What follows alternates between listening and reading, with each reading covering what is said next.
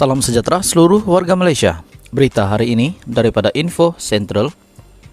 Kemas kini permohonan BKM 2022 dan semakan keputusan bantuan keluarga Malaysia. Permohonan bantuan keluarga Malaysia 2022, pendaftaran baru dan kemas kini serta semakan keputusan BKM isi rumah bujang.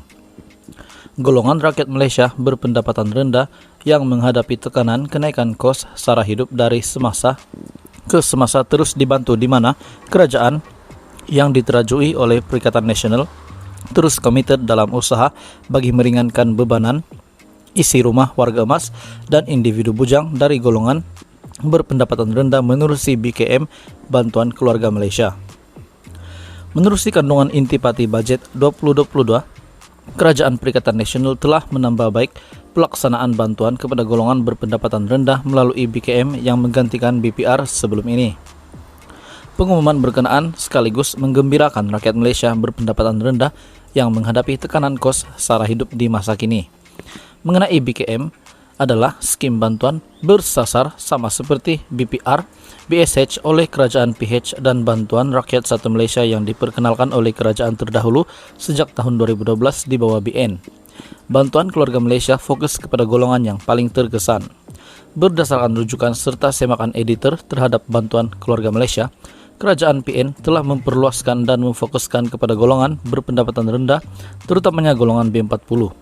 Ianya adalah tepat kerana pada masa kini kita menyaksikan kenaikan harga barang, makanan, rumah, kesihatan, pengangkutan, utiliti, barangan penjagaan diri, dan barang belian one-off serta pertumbuhan upah yang tidak menentu, tidak seiring kadar peningkatan gaji dan upah di Malaysia. Keadaan ini sekaligus meningkatkan kos sara hidup golongan berpendapatan rendah secara lebih cepat dan beberapa kali ganda berbanding bagi golongan berpendapatan pertengahan dan tinggi. Berikut adalah perincian jumlah bayaran asas BKM yang akan diterima mengikut kategori pendapatan dan bilangan anak penerima.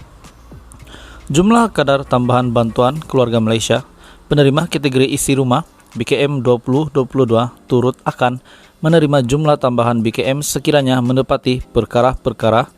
Yang pertama, tambahan RM500 kepada penerima kategori isi rumah berstatus ibu bapa tunggal yang mempunyai anak menepati syarat, atau yang kedua, tambahan RM300 kepada penerima kategori isi rumah berstatus warga emas yang mempunyai anak menepati syarat. Permohonan pendaftaran baru BKM 2022 Bantuan Keluarga Malaysia terkini. Permohonan terkini Bantuan Keluarga Malaysia bermaksud permohonan pendaftaran baru di mana ketua isi rumah, individu bujang, warga emas lelaki, ataupun wanita yang belum pernah membuat sebarang permohonan BPR sebelum ini, ataupun mereka yang tiada rekod dalam pangkalan data sedia.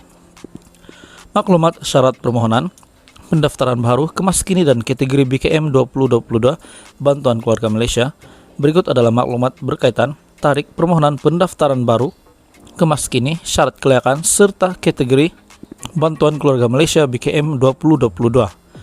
Tarik permohonan pendaftaran baru dan kemas kini BKM 2022 Bantuan Keluarga Malaysia akan dibuka bermula 1 Januari 2022 dan ditutup pada 31 Januari 2022, yaitu selama 1 bulan dalam bulan Januari 2022. Tarik permohonan pendaftaran baru dan kemas kini BKM dibuka dan ditutup yang dinyatakan adalah tepat, rasmi, namun masih tertakluk kepada pindaan. Informasi lain di Info Sentral, jadwal tarik pembayaran duit BKC 2021 Bantuan Khas COVID isi rumah dan bujang. Untuk syarat kelayakan umum permohonan pendaftaran baru BKM 2022 untuk isi rumah, bujang dan warga emas. Untuk soalan lazim ataupun pemohon yang perlu membuat permohonan pendaftaran baru BKM 2022, Anda boleh klik link yang saya kongsikan di description di bawah video ini. Semoga bermanfaat. Terima kasih Malaysia kerana menonton.